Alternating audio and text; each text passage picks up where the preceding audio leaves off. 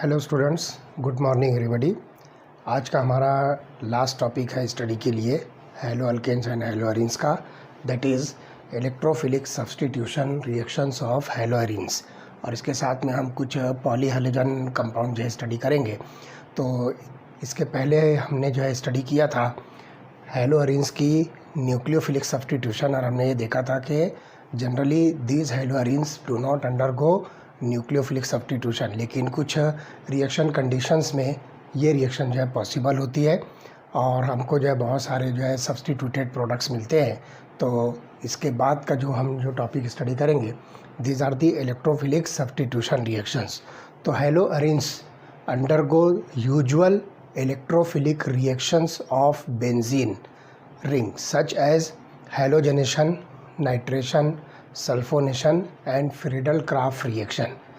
आप देखिए कि हम हाइड्रोकार्बन का चैप्टर जो 11th क्लास में स्टडी किए थे, उसके अंदर बेंजीन की बहुत सारी जो है इलेक्ट्रोफिलिक सब्स्टिट्यूशन रिएक्शन हमने स्टडी किया था, जैसे नाइट्रेशन है, हैलोजनेशन है, सल्फोनेशन है, फ्रीडल क्राफ्ट रिएक्शन। तो बिल्कुल वही सारी रिएक्शंस आपको हैलो एरीन्स के अंदर भी मिलेगी, जिसको हम नाम दे रहे हैं इलेक्ट्रोफिलिक सब्स्टिट्यूशन रिएक्शन। तो यहाँ पर जो सिंपल रिएक्शन देखिए, आपके पास ये मॉलिक्यूल है हैलो एरीन, जिसको हम जो है यहाँ पर हैलोजन को जो है एक्स से रिप्रेजेंट करेंगे, और यहाँ पर हम जो है E plus, that is the electrophile हम जो है कंसिडर करेंगे। तो हमको यहाँ पर जो है प्रोडक्ट मिलता है इलेक्ट्रोफिलिक सब्स्टिट्यूटेड हैलो एरीन्स। तो यहाँ पर जो है हम इस इलेक्ट्रोफाइल को जो अटैच करेंगे। मैंने यहाँ पर इसको बीच में इसलिए अटैच करके बताया है कि अब हम डिसाइड करेंगे कि ये इलेक्ट्रोफाइल इस बेंजीन रिंग पर, जो हैलो एरीन की रिंग है, उसके ऊपर कौन सी पोजीशन पर आएगा। क्योंकि आप देखिए यहाँ पर ये दो पोजीशन जो होती है ये ऑर्थो पोजीशन है, इसी तरह से ये दो पोजीशंस आपको दिख रही है ये मेटा पोजीशन है, और ये वाली जो है पोजीशन पैरा पोजीशन है। तो ऑर्थो, मेटा, पैरा, ये तीन पोजीशन में से जो आने वाला इलेक्ट्रोफाइल है वो इस benzene ring of hello arene पर जो है कहाँ पर अटैच होगा। तो ये बात जो है ख़ास तौर से ध्यान रखना है कि halogen atoms beside being slightly deactivating is ortho para directing, and therefore further substitution occurs at ortho and para positions with respect to the halogen atom। तो ध्यान से सुनिए कि हमारे पास ये जो हैलोजन है, this halogen is ortho para directing group।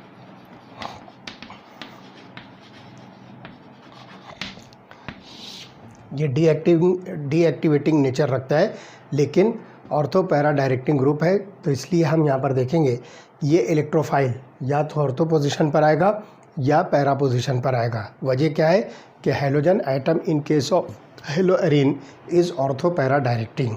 तो यहाँ पर जो ध्यान रखिए कि the ortho para directing influence of halogen atom can be easily understood if we consider the resonating structures of haloarene. तो आपको ये चीज़ कैसे समझ में आएगी, इसके लिए हम हैलो एरीन का रेजोनेटिंग स्ट्रक्चर बनाएंगे।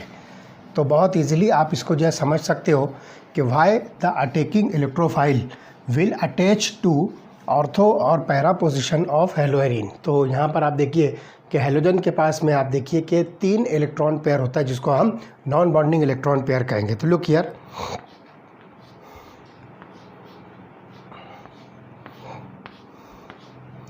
हैलोजन, और उसके ऊपर हम यहाँ पे 3 इलेक्ट्रॉन पेयर शो कर रहे हैं। अब जैसा कि आपको मालूम है कि this electron pair is in direct conjugation with pi bonds of the benzene. तो ये क्या होगा, डीलोकलाइज होगा।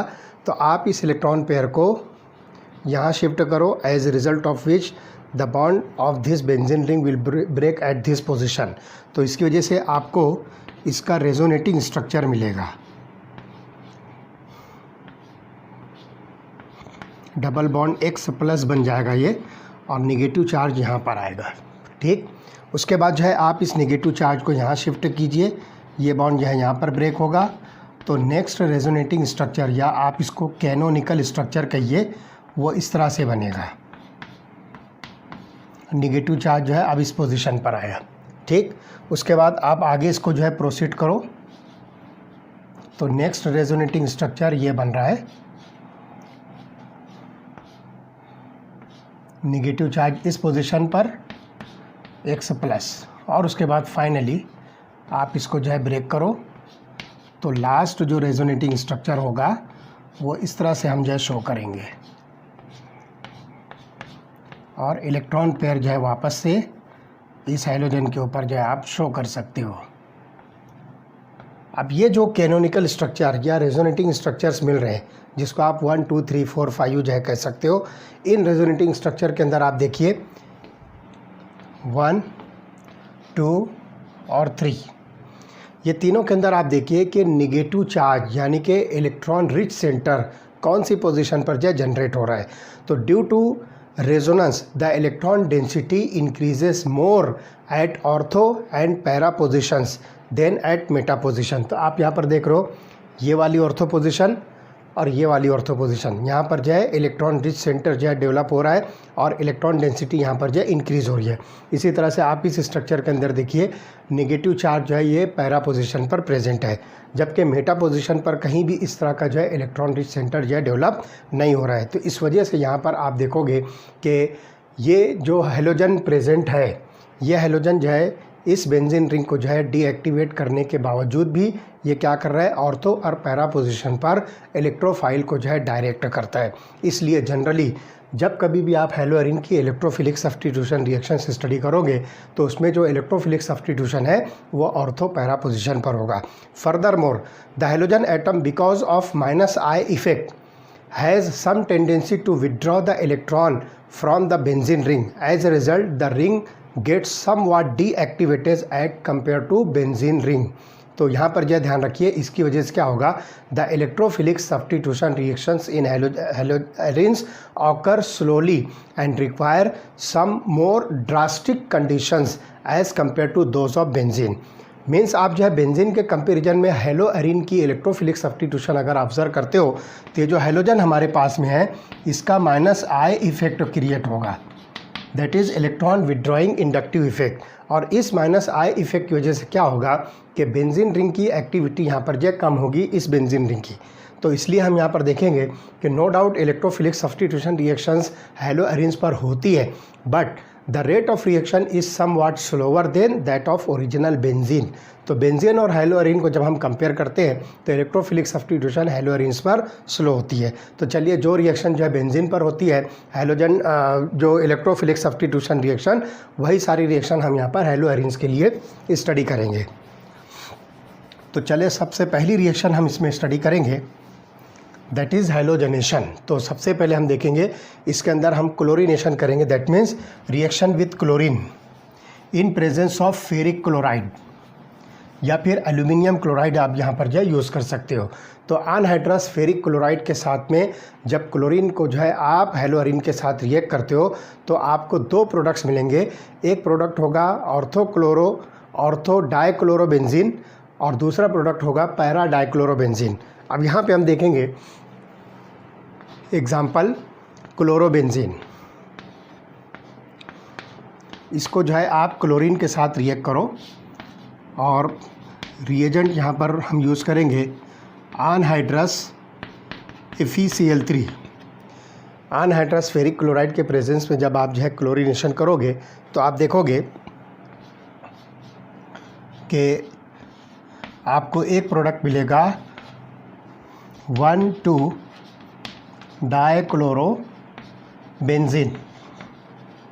और दूसरा प्रोडक्ट मिलेगा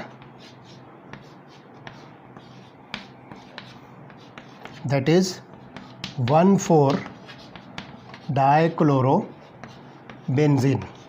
इस तरह से आपको जो है दो प्रोडक्ट्स मिलेंगे।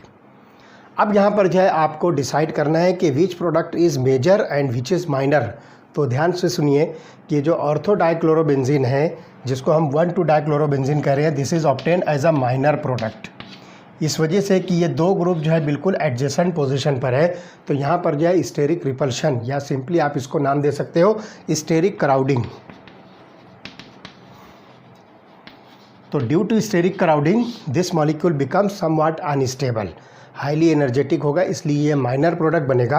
और आप यहाँ पर देखिए कि ये दो बल्कि जो ग्रुप्स हैं जिसको हम क्लोरीन कह रहे हैं ये दोनों एग्जैक्टली अपोजिट पोजीशन पर हैं, इसलिए यहाँ पर जो किसी भी तरह की कोई स्टेरिक क्राउडिंग या स्टेरिक रिपल्शन या सिंपली आप उसको कह सकते हो स्टेरिक हिंड्रेंस, तो इस तरह का कोई स्टेरिक हिंड्रेंस या स्टेरिक क्राउडिंग आपको यहाँ पर नहीं मिलेगी, therefore it is obtain as a major product. अब यहाँ पर एक बात जो है मैं आपको चलते चलते बता दूं कि हेलो अरीन्स की जितनी भी इलेक्ट्रोफिलिक सब्स्टिट्यूशन रिएक्शन होगी उसके अंदर जो है पैरा प्रोडक्ट जो होगा वो हमेशा मेजर प्रोडक्ट होगा। Para substituted haloarenes are obtain as a major product because of the less और नो स्टेरिक हिंड्रेंस और स्टेरिक क्राउडिंग। तो this reaction is called as chlorination. तो ये रिएक्शन जो है हैलोजनेशन जनरली कहेंगे, इसको आप जो है यहाँ पर क्लोरीन के साथ रिएक्ट कर रहे हो इसलिए इस रिएक्शन को हम नाम देंगे क्लोरीनेशन। ठीक है, चलिए सेकंड रिएक्शन देखेंगे, नाइट्रेशन। तो यहाँ पर ध्यान रखिए कि इलेक्ट्रोफाइल क्या है, Cl+, जिसको हम नाम देंगे chloronium ion. This chloronium ion is an electrophile. तो यहाँ पर जो है Cl+ इस FeCl3 के प्लस वजह से जो है यहाँ पर क्रिएट होगा। FeCl3 जो है क्या करेगा, इस क्लोरीन से जो है क्लोरोनियम आयन जो है जनरेट करेगा। ये पहली स्टेप होगी। ध्यान से सुनिए कि जितनी भी इलेक्ट्रोफिलिक सब्स्टिट्यूशन रिएक्शंस होती है वो 3 स्टेप में होती है। पहली स्टेप इज़ द जनरेशन और formation of an electrophile, second step is the attack of electrophile and third step is the aromatisation. तो यहाँ पर जो है क्लोरोनियम आयन जब बनेगा तो वो ऑर्थो और पैरा पोजीशन पर अटैक करेगा। एक इंटरमीडिएट कंपाउंड आपको मिलेगा सिग्मा कॉम्प्लेक्स। फिर उस सिग्मा कॉम्प्लेक्स का जो है आप एरोमेटाइजेशन कीजिए थर्ड स्टेप में, तो you will get this 2 products. और उसमें ध्यान रखना हमेशा पैरा सब्स्टिट्यूटेड हेलो अरीन जो होता है ये मेजर प्रोडक्ट होता है। तो हम यहाँ पर हेलोजनेशन, नाइट्रेशन, सल्फोनेशन और फ्रीडल क्राफ्ट रिएक्शन ये सब के सब जो एग्जाम्पल हम लेंगे क्लोरोबेंजीन की। तो ये पहली रिएक्शन हो गई क्लोरीनेशन, या सिंपली आप इसको हेलोजनेशन कहिए। तो इसके अंदर हमने Cl+ that is chloronium ion को एज एन इलेक्ट्रोफाइल जो यूज़ किया। चलिए सेकंड स्टेप जो होगी, सेकंड रिएक्शन जो होगी दैट इज़ नाइट्रेशन। तो नाइट्रेशन रिएक्शन में क्या होगा कि आप कॉन्सेंट्रेटेड नाइट्रिक एसिड को कॉन्सेंट्रेटेड सल्फ्यूरिक एसिड के प्रेजेंस में जो रिएक्ट कीजिए। ठीक, तो हम यहाँ पर लेंगे concentrated HNO3 in presence of concentrated sulfuric acid। तो ये जो कॉन्सेंट्रेटेड नाइट्रिक एसिड और कॉन्सेंट्रेटेड सल्फ्यूरिक एसिड का जो मिक्सचर है, this mixture is called as nitrating mixture.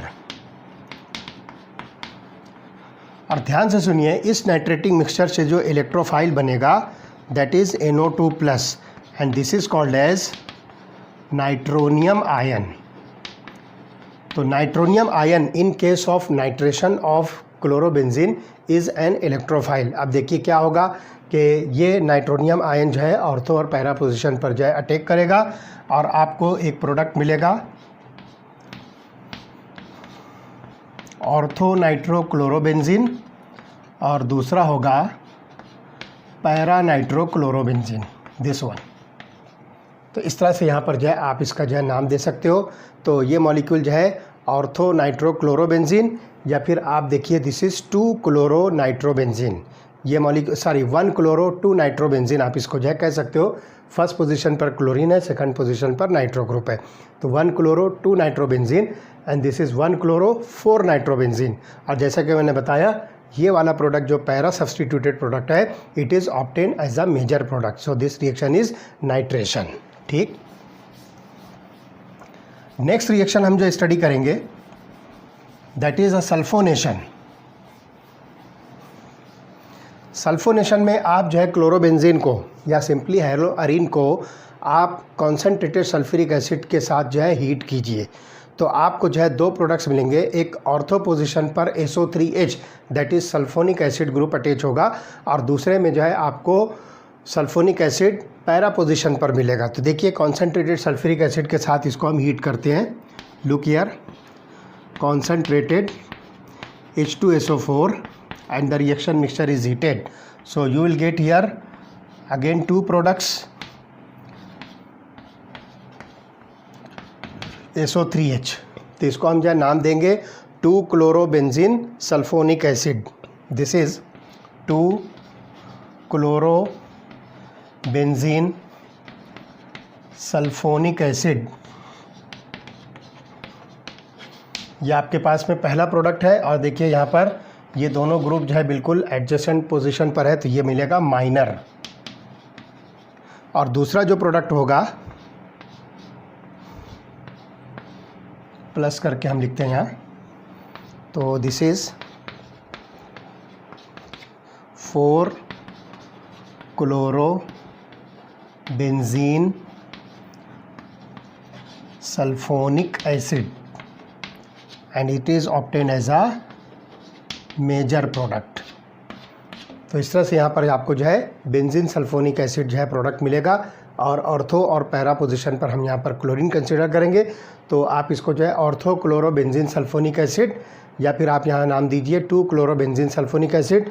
और इसी तरह से ये para chloro benzene sulphonic acid, या फिर इसका नाम है 4 क्लोरो बेंजीन सल्फोनिक एसिड। तो this is obtain as a major product. तो इस तरह से यहाँ पर जो है ये रिएक्शन होती है सल्फोनेशन। अब चलिए थर्ड रिएक्शन हम जो है स्टडी करेंगे, that is Friedel Crafts reaction. अब फ्रीडल क्राफ्ट रिएक्शन में आप जो है 2 टाइप की रिएक्शन जो स्टडी करोगे। एक होगा फ्रीडल क्राफ्ट अल्काइलेशन, जिसमें हम हेलो एरिन के ऊपर जो है अल्किल ग्रुप इंट्रोड्यूस करेंगे। और दूसरी रिएक्शन होगी फ्रीडल क्राफ्ट असाइलेशन, जिसके अंदर हम एसिटिल ग्रुप हेलो एरिन के अंदर जो है इंट्रोड्यूस करेंगे। तो दोनों रिएक्शन का सेम मैकेनिज्म होता है, इसलिए हम दोनों रिएक्शंस को जो है कॉमन नेम देते हैं Friedel Crafts reaction. Friedel craft reactions. तो एक रिएक्शन होगी अल्काइलेशन और दूसरी रिएक्शन होगी असाइलेशन। तो अल्किल ग्रुप और एसिल ग्रुप, असाइल ग्रुप हम इसके ऊपर जो है इंट्रोड्यूस करेंगे, इसलिए इसका जो है नाम फ्रीडल क्राफ्ट अल्काइलेशन और फ्रीडल क्राफ्ट असाइलेशन होगा। तो सबसे पहले हम देखते हैं फ्रीडल क्राफ्ट अल्काइलेशन में क्या होगा। तो आप यहाँ पर जो है मिथिल क्लोराइड अल्काइलेटिंग ग्रुप के तौर पर या अल्काइलेटिंग रिएजेंट के तौर पर जो यूज़ कीजिए क्लोरोबेंजीन के साथ, और ये रिएक्शन जो है अनहाइड्रस एल्यूमिनियम क्लोराइड के प्रेजेंस में होगी। तो लुक हियर, मैं फिर से ले रहा हूँ क्लोरोबेंजीन और इसे मैं रिएक्ट कर रहा हूँ मिथिल क्लोराइड, और ये रिएक्शन होगी इन presence of anhydrous aluminium chloride. तो इसमें भी जो है आपको 2 प्रोडक्ट मिलेगा। पहला प्रोडक्ट होगा 1 क्लोरो 2 मिथिल बेंजीन। तो चलिए देखते हैं, ये हो गया पहला product, this is called 1 chloro 2 Mithil benzene and it is obtain as A minor product. और दूसरा जो प्रोडक्ट होगा, this is 4 chloro sorry, not 4 chloro, it is 1 chloro 4 methyl benzene and this molecule is obtained as a major product, क्योंकि यहाँ पर जो है para substitution है। तो इस तरह से ये प्रोडक्ट मिलेगा 1 chloro benzene 1 chloro 2 Mithil benzene और दूसरा होगा 1 क्लोरो 4 मिथिल बेंजीन। तो इस तरह से ये वाला प्रोडक्ट जो होगा ये मेजर प्रोडक्ट होगा। इसमें हमने क्या किया, एक मिथिल ग्रुप, यानी कि सिंपली आप इसको जो है अल्किल ग्रुप कहिए, therefore this reaction is called as alkylation. तो इस रिएक्शन का पूरा नाम होगा फ्रीडल क्राफ्ट अल्काइलेशन। चलिए देखते हैं फ्रीडल क्राफ्ट असाइलेशन में क्या होता है।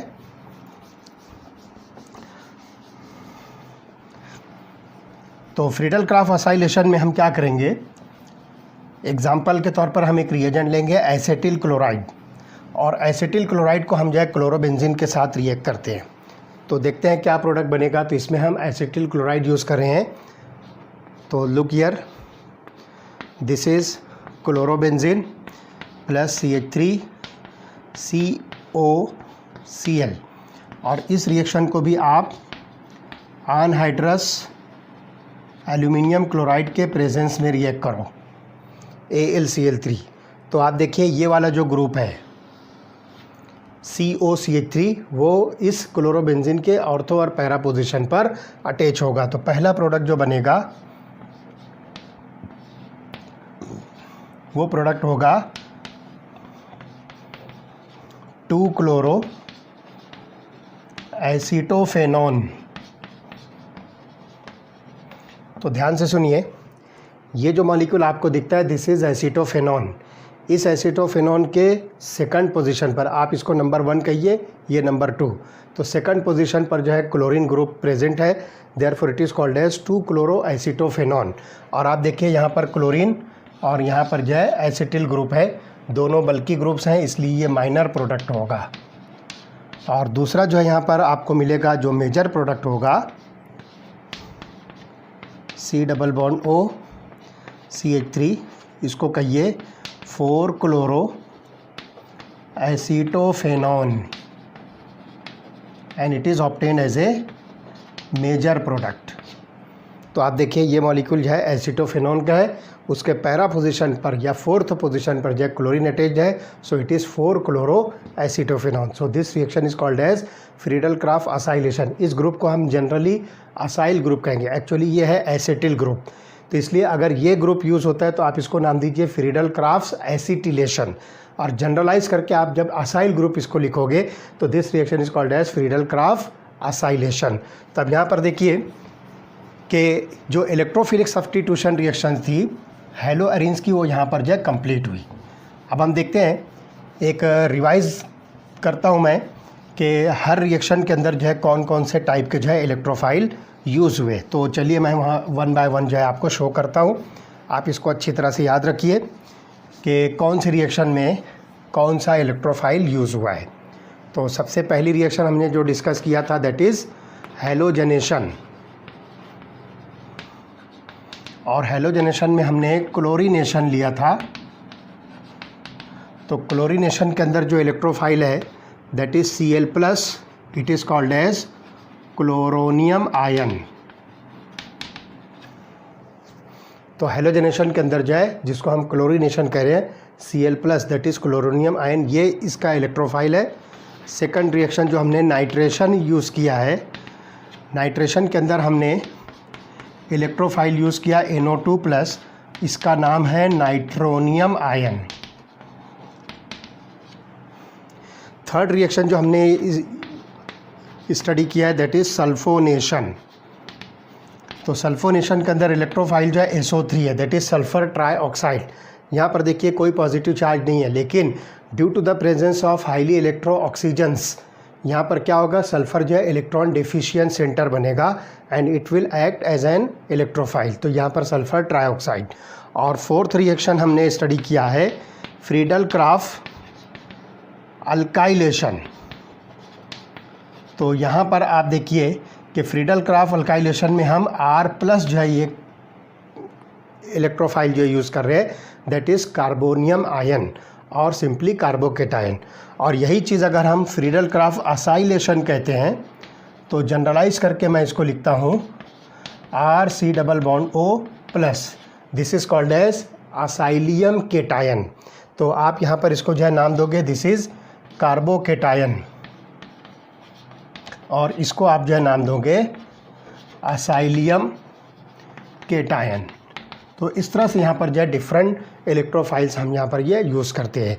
तो ये रिएक्शन थी electrophilic substitution reactions of hello arenes. अब हेलो अल्केन्स और हेलो एरिन्स की एक रिएक्शन हमने रिएक्शन विद मेटल स्टडी किया था, और हेलो अल्केन्स की रिएक्शन हमने सोडियम मेटल और मैग्नीशियम मेटल के साथ जो है शो किया था, जिसमें मैग्नीशियम के साथ जो है ग्रिग्नार्ड्स रीजन बनता है और सोडियम मेटल के साथ जो है वर्ट्स रिएक्शन में हाइयर अल्केन्स बनते हैं। तो यहाँ पर जो हेलो एरिन्स को भी जो है आप मेटल के साथ जो रिएक्ट कीजिए। तो रिएक्शन विद मेटल्स में हम देखेंगे पहली रिएक्शन है जो हेलो एरिन्स के साथ है वो है वर्ट्स फिटिग रिएक्शन। वर्ट्स फिटिग रिएक्शन। तो ध्यान से सुनिए, इसमें आपको क्या करना है कि a mixture of an alkyl halide and aryl halide gives an alkyl arene when treated with sodium in presence of dry ether, and this reaction is called Wurtz fittig reaction।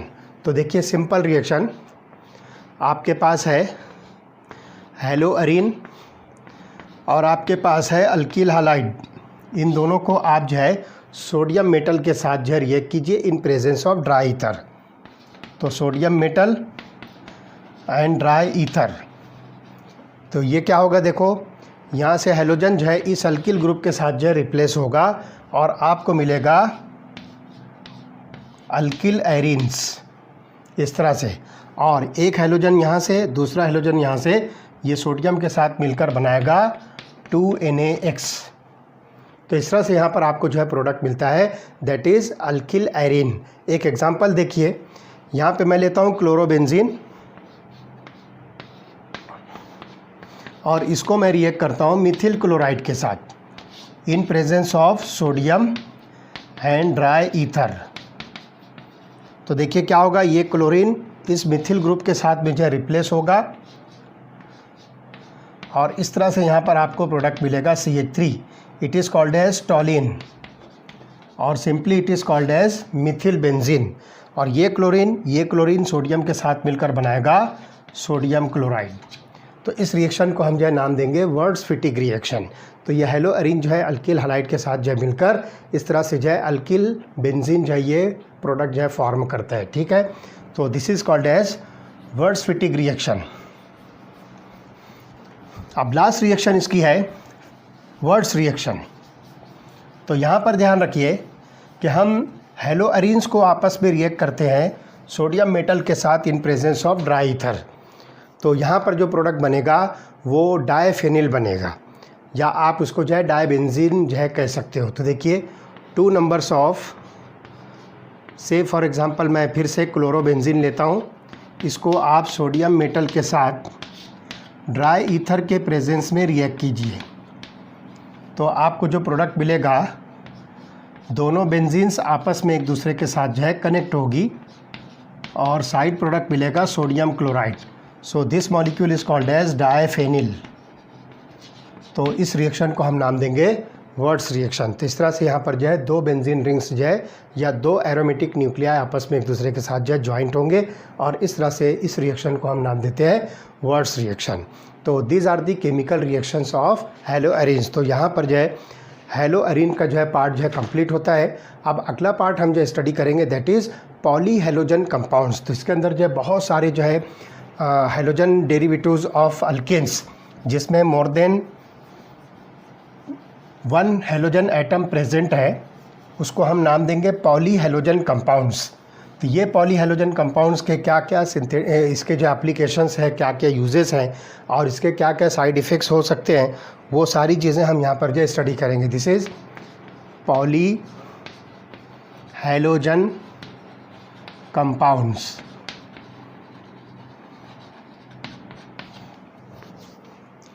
तो देखिए, carbon compounds containing more than 1 halogen atom are usually referred as polyhalogen compounds, and many of these compounds are useful in industry and agriculture, and some polyhalogen compounds are discussed in this topic। तो उसमें जो है देखिए, सबसे पहला जो compound हम देखेंगे इट इज़ डाइक्लोरोमीथेन और मिथाइलिन क्लोराइड। पहला जो कंपाउंड हम इसमें स्टडी करेंगे दैट इज़ डाइक्लोरोमीथेन और इसका एक दूसरा नाम है मिथाइलिन क्लोराइड। इसका फार्मूला होगा CH2Cl2, डाइक्लोरोमीथेन। तो ध्यान से सुनिए कि dichloromethane is widely used as a solvent, as paint remover and as a propellant in aerosol and as a process solvent in the manufacture of drugs. इतने सारे जो है इसके यूजेस हैं। सबसे पहले कि पेंट रिमूवर के तौर पर जो ये सॉल्वेंट जो है यूज़ होगा। दूसरा, प्रोपेलेंट एरोसोल के अंदर जो होता है उसके तौर पर जो यूज़ होगा। और तीसरा, it is used as a solvent in the manufacture of drugs. तो जो मेडिसिन्स या ड्रग्स बनती है उसके अंदर मिथाइलिन क्लोराइड या सिंपली डाइक्लोरोमीथेन को एज ए सॉल्वेंट हम जो यूज़ करते हैं। अब ध्यान से और सुनिए कि it is also used as metal cleaning and finishing solvent. Metal की फिनिशिंग और मेटल की क्लीनिंग के तौर पर जो सॉल्वेंट यूज़ होता है वो डाइक्लोरोमीथेन या मिथाइलिन क्लोराइड है। ठीक है, उसके बाद जो ध्यान रखिए कि methylene chloride harms the human central nervous system. ये हमारे लिए जो है डेंजरस होता है, ये हमारे सेंट्रल नर्वस सिस्टम को जो है हार्म क्रिएट करता है। और इसी तरह से जो है ध्यान रखना है कि exposure to lower levels of methylene chloride in air can lead to slightly impaired hearing and vision. Impaired hearing and vision. अगर लोअर कॉन्सेंट्रेशन मिथाइलिन क्लोराइड का एयर में एक्सपोज हो जाए तो इसकी वजह से क्या होगा कि कम सुनाई देगा और कम दिखाई देगा। इसको हम नाम देते हैं इम्पेयर्ड हियरिंग एंड विजन। तो इसका ये साइड इफ़ेक्ट हम जो स्टडी कर रहे हैं कि इसके जो है एयर में एक्सपोजर की वजह से अगर लो कॉन्सेंट्रेशन में है या लो लेवल्स में है तो ये क्या करेगा कि इम्पेयर्ड विजन और इम्पेयर्ड हियरिंग जो है क्रिएट करेगा। ठीक है। इसी तरह से higher levels of methylene chloride in air causes dizziness, nausea, tingling and numbness in fingers and toes. देखिए क्या क्या हो रहा है, अगर हायर लेवल्स जो है एयर में एक्सपोज हो जाए मिथाइलिन क्लोराइड तो ये डिजीनेस, जिसको हम कहेंगे कि चक्कर आना, इसका अगर हम जो है कांटेक्ट में आते हैं इसके बहुत ज़्यादा हायर लेवल में तो हमको जो है चक्कर आएगा। इसी तरह से नोजिया, नोजिया मीन्स मतली आना, है ना, वोमिटिंग सेंसेशंस आते हैं इसमें, मतली आना। इसी तरह से आप देखोगे कि tingling and numbness in the fingers and toes. Tingling and numbness, tingling या नम्बनेस किसको कहेंगे, सुन हो जाना, और थोड़ा सा जो है उसके अंदर जो है राशा पैदा होना, मतलब लर्जा पैदा होना।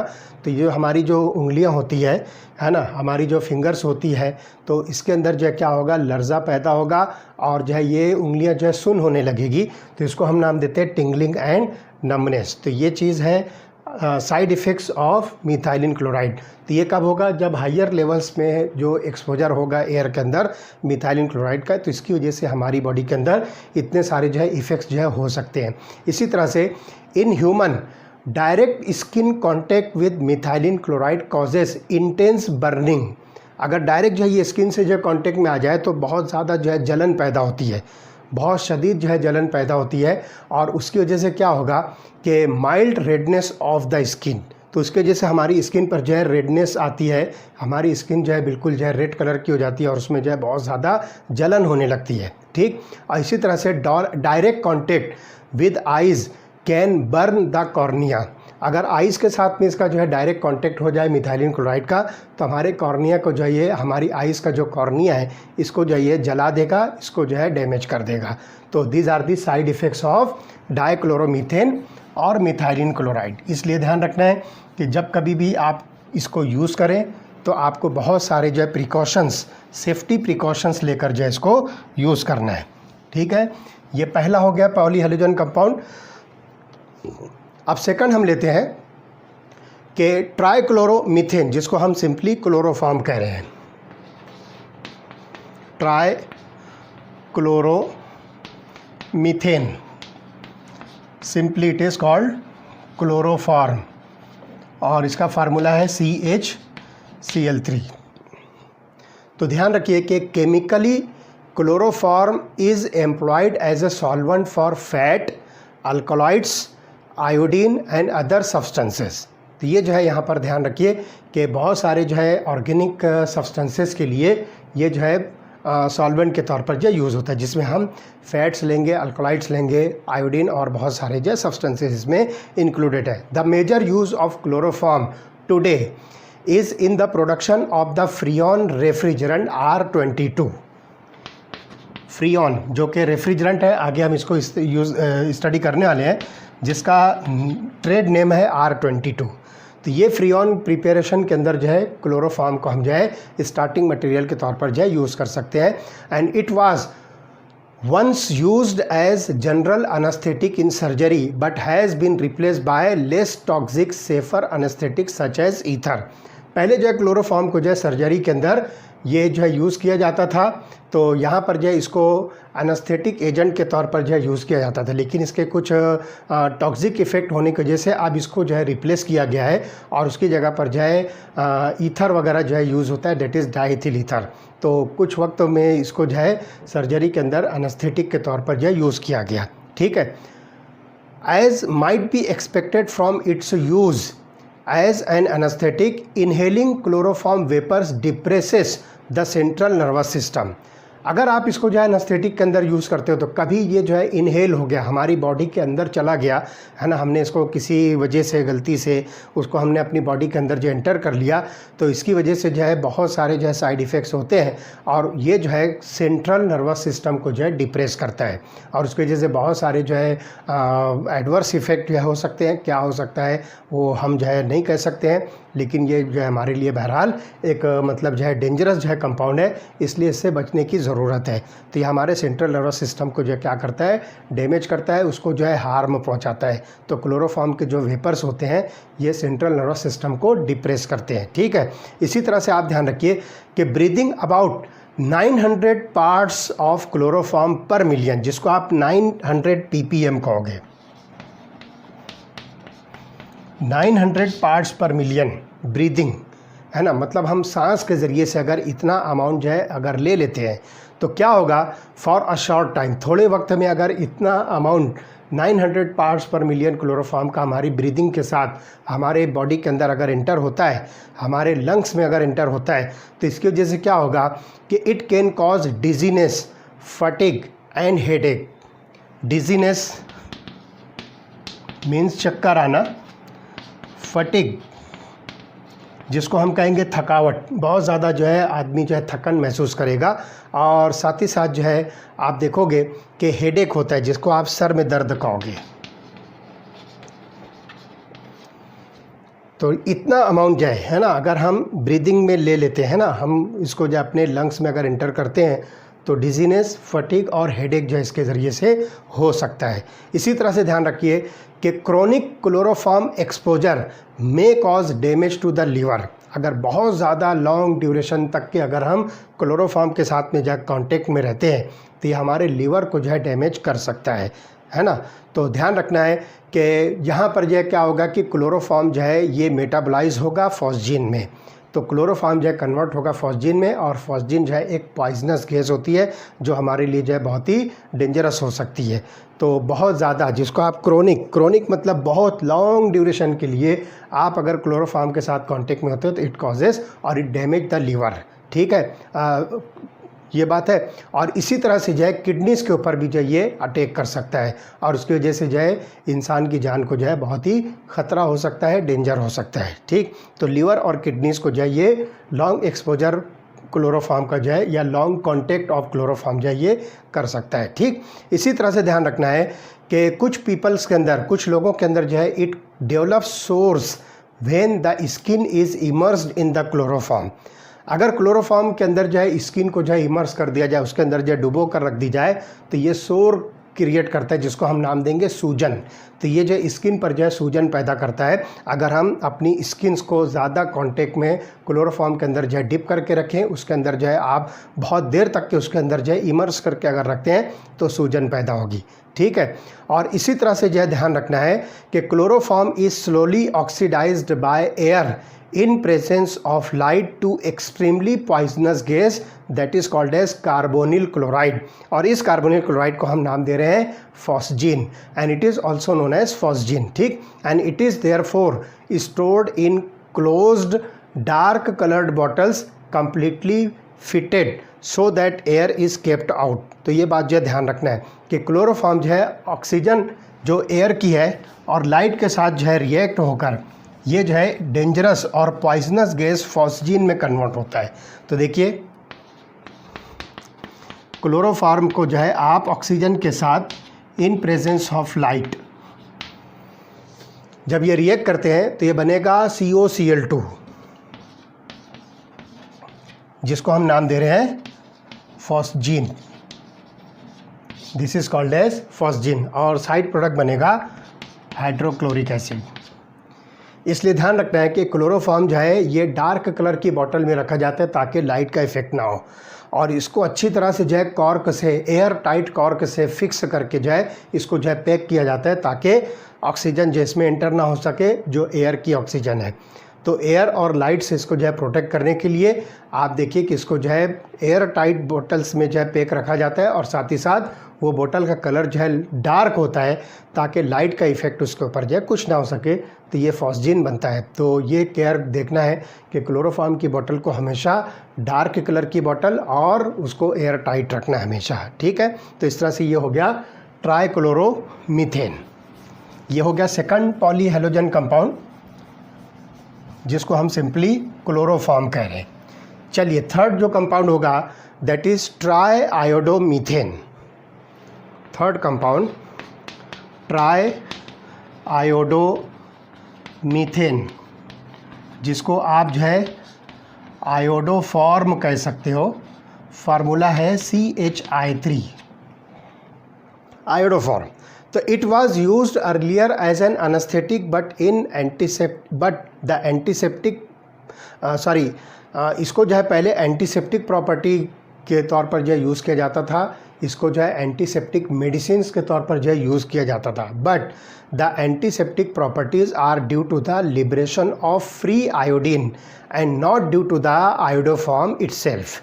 तो यहाँ पर जो ध्यान रखिए कि ये आयोडोफॉर्म है, तो ये जो है आयोडीन जो है लिबरेट करता है। तो एंटीसेप्टिक प्रॉपर्टी जो थी वो आयोडीन के लिबरेशन की वजह से है, ना कि आयोडोफॉर्म की वजह से।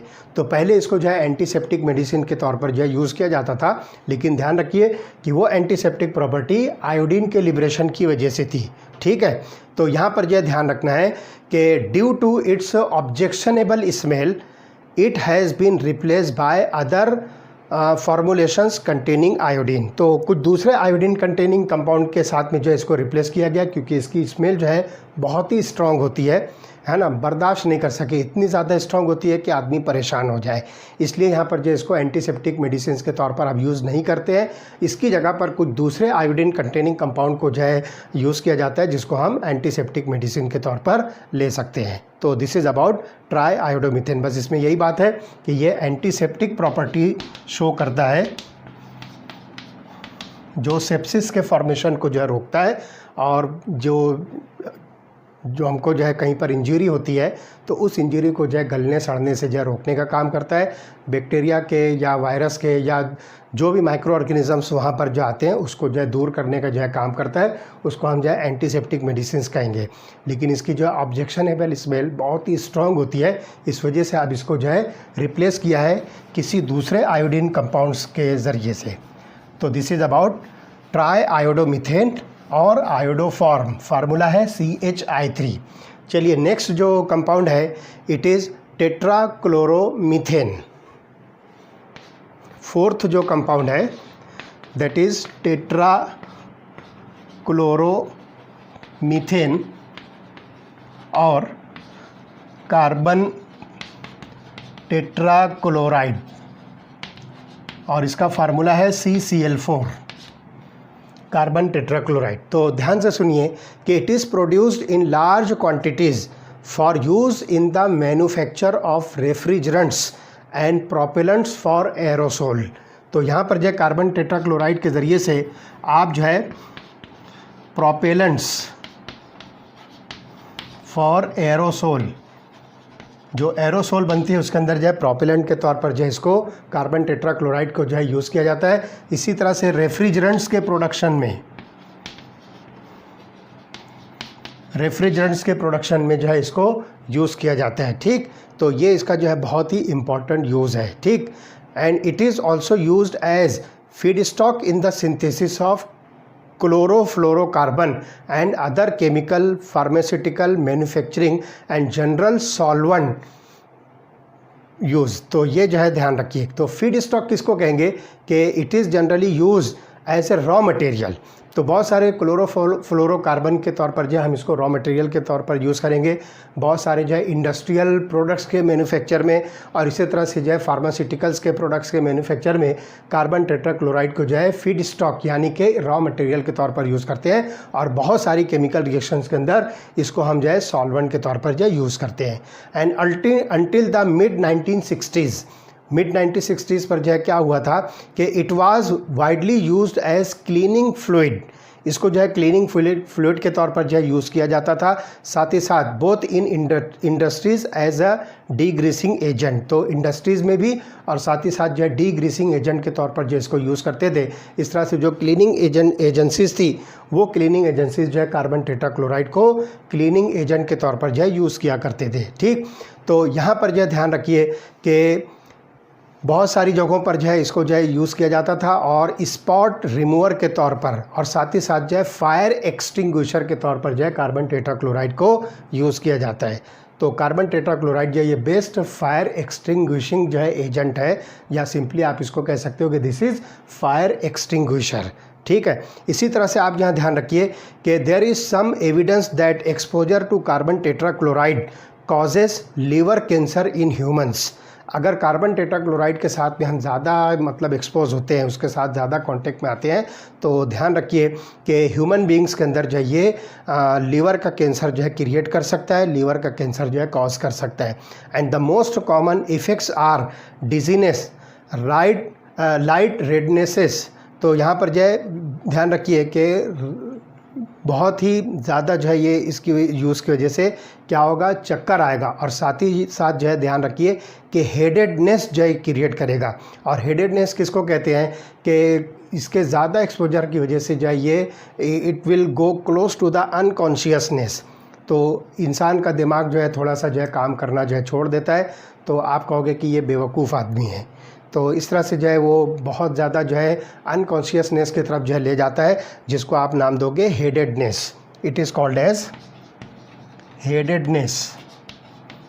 तो कार्बन टेट्राक्लोराइड का लार्ज एक्सपोजर अगर हमारे साथ हो तो हेडेडनेस मतलब जो है अनकॉन्शियसनेस के जो है बहुत करीब जो है ये लेकर जाता है। तो उसकी वजह से क्या होगा कि नौजिया भी हो सकता है, ओमिटिंग सेंसेशंस भी जो है इसके अंदर आ सकते हैं, एंड इट कॉज ज permanent damage to the nerve cells. और इसके जो है ज़्यादा मतलब जो है कांटेक्ट में रहने की वजह से नर्व सेल्स को जो है ये डैमेज कर सकता है। तो कार्बन टेट्राक्लोराइड से भी हमको बहुत बचने की ज़रूरत है। हालांकि हमारे लिए जो है बहुत यूज़फुल जो है ये कंपाउंड है, लेकिन इससे बचना भी हमारे लिए जो है बहुत ही ज़रूरी होता है। और इसी तरह से जो है ध्यान रखना है कि these effects can lead rapidly to stupor, coma, unconsciousness और डेथ। तो इतनी सारी चीज़ें जो है होती है, तो अनकॉन्शियसनेस के बिल्कुल करीब लेकर जाता है, साथ ही साथ जो है पूरा जो है अनकॉन्शियसनेस भी आ सकता है, और उसकी वजह से उस पर्सन की जो है डेथ भी हो सकती है। And exposure to carbon tetrachloride can make the heart beat irregularly और स्टॉप। अगर जो है हम यहाँ पर जो कार्बन टेट्राक्लोराइड के साथ ज़्यादा कांटेक्ट में आते हैं तो हार्ट बीट जो है इरेगुलर हो सकती है, और उसकी वजह से क्या होता है कि वो हार्ट बीट जो है स्टॉप भी हो सकती है, बंद भी हो सकती है, और वो पर्सन जो है उसकी डेथ भी हो सकती है। ठीक है, and the chemical may irritate the eyes on contact, and when carbon tetrachloride is released into the air it rises to the atmosphere and depletes the ozone layer. ये एक बहुत ख़तरनाक जो है इसका साइड इफ़ेक्ट है कि अगर ये एटमॉस्फेयर के अंदर जो है ज़्यादा फैलती है तो ये ऊपर की तरफ जाएगी, और जो ओजोन लेयर है, जो हमारे लिए जो है प्रोटेक्टिव लेयर है, जो कि सनलाइट की जो है हार्मफुल जो रेडिएशंस है उसको जो है रोकती है, तो वो क्या करेगी, ओजोन के डिप्लेशन में बहुत इंपॉर्टेंट रोल जो है प्ले करती है। ठीक है, तो it depletes the ozone layer, and depletion of the ozone layer is believed to increase human exposure to ultraviolet radiations from the sun. तो जो सन से, सूरज से जो अल्ट्रावायलेट रेडिएशंस आती है वो हम तक जो है बहुत आसानी से जो है पहुंच रही है। इसलिए बड़ी ख़तरनाक बात है कि हम कुछ ऐसा काम करें कि बहुत सारी जो है क्वांटिटी में कार्बन टेट्राक्लोराइड जो हमारे एटमॉस्फेयर के अंदर जो है चली जाए, और उसकी वजह से जो है ओजोन लेयर का जो है डिप्लीशन कंटिन्यूस चलता जाए। तो इस चीज़ को जो है रोकना हमारे लिए जो है बहुत ज़रूरी है। तो ये बात जो है ध्यान रखना। और इन अल्ट्रावायलेट रेडिएशंस के कांटेक्ट की वजह से हमारे अंदर जो है स्किन कैंसर हो सकता है, आई डिसीजेस एंड डिसऑर्डर्स आ सकते हैं, and possible disruption of the immune system. हमारा इम्यून सिस्टम जो है पूरा जो है डिसरप्ट हो जाएगा, पूरा के पूरा जो है डिस्टर्ब हो जाएगा, और उसकी वजह से बहुत सारी जो है डिसीजेस हम तक जो है पहुंच सकती है। तो ये सारे के सारे जो है साइड इफ़ेक्ट्स हैं कार्बन टेट्राक्लोराइड के, इसलिए इसके बहुत ज़्यादा यूज़ से और इसके साथ जो है बहुत ज़्यादा कॉन्टेक्ट से हमको बचने की ज़रूरत है। ठीक, चलिए नेक्स्ट देखते हैं फ्रियॉन्स। 5वां पॉलीहैलोजन कंपाउंड है फ्रियॉन्स। बहुत ही पॉपुलर कंपाउंड्स हैं। तो the chlorofluorocarbon compounds of methane and ethane are collectively known as freons. तो ध्यान रखिए, क्लोरोफ्लोरोकार्बन कंपाउंड्स, ठीक। तो हम इसको नाम दे रहे हैं क्लोरोफ्लोरोकार्बन कंपाउंड्स, किसके किसके, मीथेन और इथेन के। तो इनको कलेक्टिवली जो है जनरली एक जो है नेम दिया गया, that is called as freons. तो they are extremely stable, unreactive, non toxic, non corrosive and easily liquefiable gases. तो ये जो कंपाउंड्स होते हैं ये जो है एक्सट्रीमली स्टेबल कंपाउंड्स होते हैं, अनरिएक्टिव भी होते हैं, नॉन टॉक्सिक होते हैं, नॉन करोजिव, कोई नुकसान मतलब कहीं जो है करोजन क्रिएट नहीं करते हैं, और बहुत आसानी से ये जो है लिक्विफिएबल गैसेस होती है, इनको बहुत आसानी से आप जो है लिक्विफाई कर सकते हो। तो एक जो है फ्रियॉन 12 है, ध्यान से सुनिए, फ्रियॉन 12, इसको जो है एक नाम दिया गया है, और ये मॉलिक्यूल है CCl2F2, जो मीथेन का डाइक्लोरो डाइफ्लोरो डेरिवेटिव है। This is dichloro difluoro methane, CCl2F2। It is one of the most common freons in industrial use. Industries के अंदर जो है ये मोस्ट कॉमनली यूज जो है फ्रियॉन है, जिसको एक जो है कॉमन नेम दिया है, दैट इज़ फ्रियॉन 12, ठीक है। इसी तरह से it is manufacture from tetrachloromethane by Swarts reaction. Swarts reaction में हम हैलोजन एक्सचेंज करते हैं। तो कार्बन टेट्राक्लोराइड को आप जो है फ्लोरीन के किसी कंपाउंड के साथ रिएक्ट कीजिए, तो यहाँ पर जो है 2 क्लोरीन जो है फ्लोरीन के साथ रिप्लेस होकर क्लोरोफ्लोरोमीथेन जो है फॉर्म करेगा, जिसको आप डाइक्लोरो डाइफ्लोरोमीथेन कह रहे हो। तो ये जो है स्वार्ट्स रिएक्शन से जो आप इसको प्रिपेयर कर सकते हो, that is called freon 12। And these are usually produced for aerosol propellants. जो हवा में जो सोल्स जो है बनाते हैं तो उसको जो है एरोसोल प्रोपेलेंट्स कहते हैं, उसके लिए जो है यहाँ पर ये फ्रियॉन्स को जो है प्रिपेयर किया जाता है ख़ास तौर से। साथ ही साथ जो है रेफ्रिजरेशन मतलब जो है किसी चीज़ को ठंडा करने के लिए, है ना, कूलिंग एजेंट के तौर पर आप जो है, या रेफ्रिजरेटिंग एजेंट के तौर पर जो है आप इसको यूज़ कर सकते हो।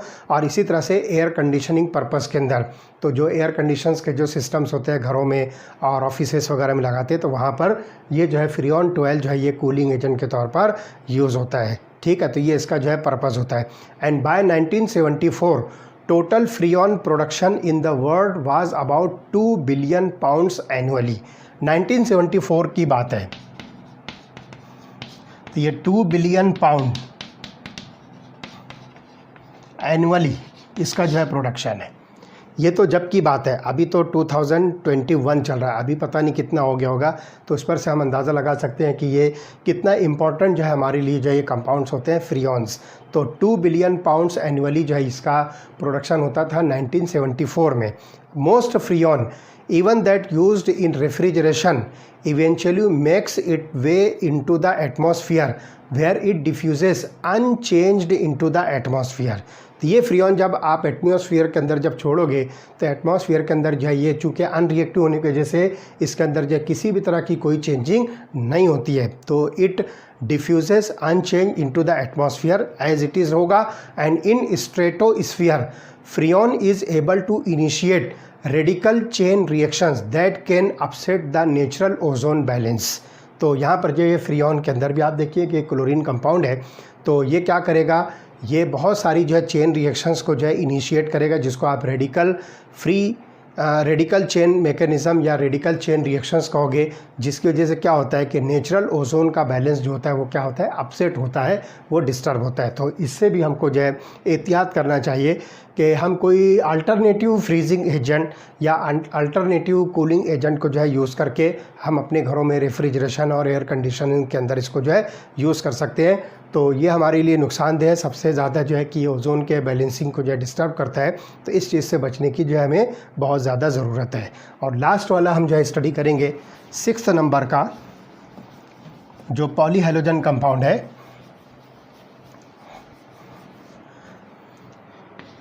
जिसको आप जो है कहोगे it is para dash dichloro diphenyl trichloro ethane. देखिए पैराडैश डाइक्लोरो डायफेनिल ट्राइक्लोरोइथेन, ट्राइक्लोरोइथेन। तो आप देखिए DDT, तो इसको शॉर्ट में हम नाम देते हैं DDT। तो ध्यान से सुनिए कि DDT the first chlorinated organic insecticide was originally prepared in 1873। इसको जो है बहुत पुरानी चीज़ है, 1873 में इसको जो है प्रिपेयर किया गया।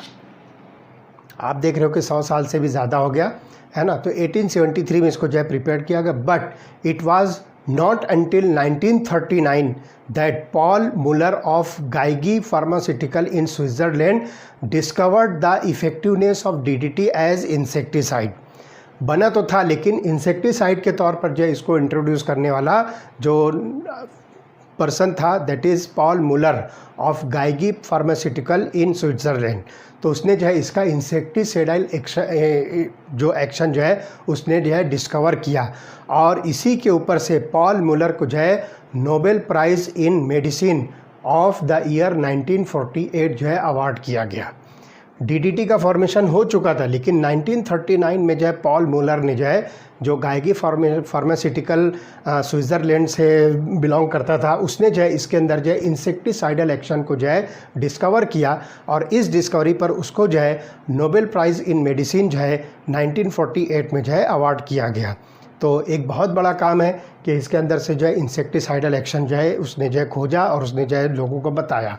अब आगे ध्यान रखिए कि the use of DDT increase enormously on a world wide basis after world war second. जब वर्ल्ड वार सेकंड हुई तो उसके बाद जो DDT का यूज़ जो है बहुत ही तेज़ी से जो है इंक्रीज़ हुआ, इनॉर्मसली जो है ये वर्ल्ड वाइड जो है इंक्रीज़ हुआ वर्ल्ड वार सेकंड के बाद। और फिर क्या हुआ कि primarily because of its effectiveness against the mosquito that spreads malaria and lice that carry typhus. तो टाइफस जो ये होता है एक इन्फेक्शियस डिसीज़ होता है, तो उसको रोकने में जो है इस DDT का जो है बहुत ही बड़ा रोल रहा है। इसको जो है एक मेडिसिन के तौर पर जो यूज़ किया गया, जो यहाँ पर जो है मलेरिया के रोकथाम के लिए जो है यूज़ होता है, और वो ख़ास तौर से जो है उस मॉस्किटो को ख़त्म करने के अंदर जो है DDT का जो है बहुत बड़ा रोल हुआ, जिसकी वजह से मलेरिया कॉज होता है, जिसको सिंपली आप एनोफिलस मॉस्किटो जो है कह सकते हो।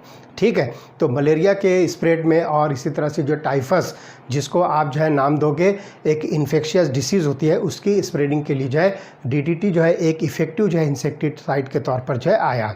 ठीक, however problems related to extensive use of DDT that is appear to late 1940s। ये जो है 1940s के आखिर में जो है इसका जो है कुछ साइड इफ़ेक्ट जो है सामने आना शुरू हुआ, और वो क्या था कि extensive use of DDT began to appear in the late 1940s and many species of insects develop the resistant power to DDT। DDT के जो है रेजिस्टेंट पावर जो है बहुत सारे इंसेक्ट्स ने जो अपने अंदर जो है पैदा कर ली। तो बाद में क्या हुआ कि अगर इसका जो है छिड़काव कर भी दिया जाए, इसको जो है सब तरफ जो है मतलब जो है इसको स्प्रेड कर भी दिया जाए, तो तब भी जो है वो इंसेक्ट जो है मरते नहीं थे, ख़त्म नहीं होते थे, क्योंकि उन्होंने इस DDT के अगेंस्ट जो है अपने आप में जो है एक रेजिस्टिव पावर जो है पैदा कर लिया था। ठीक है, तो and it was also discovered to have high toxicity towards the fish. अगर पानी में ये मिक्स हो जाए DDT तो फिशेस के लिए जो है ये टॉक्सिक या पॉइजनस कंपाउंड हुए। तो ये सारी चीज़ें जो है बाद में जो है समझ में आने लगी। And the chemical stability of DDT and it's fat solubility compounded to the problem that is DDT is not metabolized very rapidly by the animals. Instead it is deposited and stored in the fatty tissues. आगे चलने के बाद ये समझ में आया कि ये जो DDT है ये जो है एक स्टेबल कंपाउंड होने की वजह से, बहुत ज़्यादा स्टेबल कंपाउंड होने की वजह से अब ये जो है इसकी जो है सॉल्युबिलिटी जो है कंपाउंड के जो है प्रॉब्लम आना शुरू हुए, और साथ ही साथ जो है ये इतनी आसानी से जो है मेटाबोलाइज नहीं होती है, DDT जो है आसानी के साथ जो है डिकम्पोज नहीं होता है। और इससे जो है सबसे बड़ा एक जो है और इम्पॉर्टेंट बात जो है समझ में आई कि it is deposited in the fatty tissues और it is distorted in the fatty tissues of the animals. तो एनिमल्स के फैटी टिश्यूज़ के अंदर जो है ये डिपॉजिट होने लगा। अब उस एनिमल का जो है अगर कोई उसका मीट खाता है या कोई उसका जो है मिल्क अगर पीता है तो उसके बॉडी के अंदर, उस पर्सन की बॉडी के अंदर वो DDT जो है ट्रांसफ़र होगा, फिर उसके फैटी टिश्यूज़ में जाकर जो है डिपॉजिट होगा और बहुत सारे जो है एडवर्स इफ़ेक्ट इसके जो है आ सकते हैं। तो if injection continues at steady rate DDT builds up within the animal over time. और ये कंटिन्यूस अगर ये सब जाता रहे एनिमल की बॉडी के अंदर तो वो फैटी टिश्यूज़ पर जो है DDT का जो है स्टोरेज जो है बढ़ता जाएगा और उसकी वजह से क्या होगा कि DDT builds up within the animal over time and the use of DDT was banned in the United States in 1973। इतने सारे जो है इसके एडवर्स इफ़ेक्ट देखने के बाद कि ये एनिमल के फैटी टिश्यूज़ में चला जाएगा, फिर वहाँ से जो है आपकी बॉडी के अंदर भी ये ट्रांसफ़र हो सकता है और बहुत सारे जो एडवर्स इफ़ेक्ट जो क्रिएट कर सकता है। तो ये सारी चीज़ों को देखते हुए यूनाइटेड स्टेट्स में इसको जो है 1973 में इसको जो है बैन कर दिया गया। इसके प्रोडक्शन पर भी और इसके सेलिंग पर भी, इसके यूज़ पर भी जो है कम्प्लीटली जो है बैन कर दिया गया। And although it is still use in some other parts of the world, फिर भी जो है बहुत सारे जो है दुनिया के हिस्सों में, अदर पार्ट्स के अंदर जो है इसको अभी भी यूज़ किया जाता है। व्हाटएवर जो भी होगा, लेकिन बहरहाल ये DDT जो है एक काम की चीज़ है। बेस्ट इंसेक्टिसाइड होने की वजह से आप इसको जो है ख़ास तौर से मलेरिया के स्प्रेड के अंदर जो है इसको यूज़ कर सकते हो। तो इसका जो स्ट्रक्चर देखिए आपके सिलेबस में दिया हुआ है, बुक में इसका स्ट्रक्चर बना हुआ है। तो देखिए पैरा डैश डाइक्लोरो डाइफिनिल ट्राइक्लोरोइथेन। अब इथेन है मीन्स यहाँ पर जो है आपको 2 कार्बन लेना है, 2 कार्बन, ठीक। तो इस तरह से यहाँ पर जो है आप इसको 2 कार्बन कंसीडर कीजिए। तो ये ट्राइक्लोरोइथेन है मीन्स यहाँ पर आप जो है पहले 3 क्लोरीन लगा दीजिए। तो ये मॉलिक्यूल जो है ट्राइक्लोरोइथेन हो गया। एक हाइड्रोजन यहाँ लीजिए और उसके बाद जो है देखिए डाइफिनिल है मीन्स इसके अंदर जो है आपको 2 बेंजीन रिंग जो है यूज़ करना है, लाइक दिस। इस तरह से इसके अंदर जो है 2 बेंजीन रिंग होगी तो ये हो गया डाइफिनिल। और दोनों बेंजीन रिंग के इस कार्बन के हिसाब से ये पैरा पोजीशन, इस कार्बन के हिसाब से ये पैरा पोजीशन। तो आप देखिए 1 और ये 2 क्लोरीन, ये दोनों ही बेंजीन रिंग्स पर जो है with respect to this carbon ये पैरा पोजीशन है, with respect to this carbon ये पैरा पोजीशन है। तो हमने यहाँ पर इसको लिखा पैरा डैश और ये हो गया डाइक्लोरो। तो पैरा डैश ये दोनों पैरा पोजीशंस है और इसको हम जो है डाइक्लोरो कह रहे हैं। और वो डाइक्लोरो किस पर है, 2 बेंजीन रिंग्स पर है, इसलिए हम इसको डाइफिनिल कह रहे हैं। तो इस तरह से ये हो गया पैरा डैश डाइक्लोरो डाइफिनिल। तो ये हो गया पैरा डैश डाइक्लोरो डाइफिनिल। इतना पोर्शन हो गया। उसके बाद आप देखिए 1 2 3 क्लोरीन्स और हैं तो हम इसको लिख रहे हैं ट्राइक्लोरो। और ये जो है किस पर है, इथेन के जो है कार्बन के ऊपर है। 2 कार्बन वाला ये अल्केन है तो उसके ऊपर जो है ये कार्बन पर जो है प्रेजेंट है, इसलिए हम इसको लिख रहे हैं इथेन। तो इस तरह से जो है इसका स्ट्रक्चर है, this is the structure of DDT, dichloro diphenyl trichloro ethane, जिसको हम शॉर्ट में DDT कह रहे हैं। तो पैरा डैश, तो आप देखिए कि ये बेंजीन पर जो है पैरा पोजीशन पर 2 क्लोरीन्स हैं तो पैरा डैश डाइक्लोरो डाइफिनिल। और उसके बाद 1 2 3 क्लोरीन है तो ट्राइक्लोरो और 2 कार्बन वाला ये हाइड्रोकार्बन है इसलिए इथेन। तो पूरा नाम जो इस तरह से बनता है पैरा डैश डाइक्लोरो डाइफिनिल ट्राइक्लोरोइथेन, जिसको शॉर्ट में हम DDT कहेंगे। तो इस तरह से ये स्ट्रक्चर आपके सामने है। तो बहुत आसानी के साथ जो आप इस स्ट्रक्चर की भी स्टडी कर सकते हो। तो इस तरह से हमारा जो चैप्टर है halo alkanes and halo arenes, ये यहाँ पर जो है कंप्लीट होता है। अब इसके बाद जो हम 11th चैप्टर जो स्टार्ट करेंगे alcohols, phenols and ethers. Okay, we stop here.